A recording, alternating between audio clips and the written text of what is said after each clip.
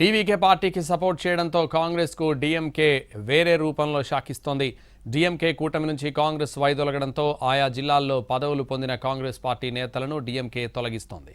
కుంభకోణం మున్సిపల్ పీఠంపై ఉన్న కాంగ్రెస్ మేయర్ శరవణన్పై అవిశ్వాసానికి సిద్ధమయ్యారు డీఎంకే సభ్యులు. 48 మంది సభ్యులున్న కార్పొరేషన్లో రాజకీయ సమీకరణాలు వేగంగా మారుతున్నాయి. కేవలం 2 సభ్యుల బలంతో కాంగ్రెస్ మేయర్ పదవి పొందింది.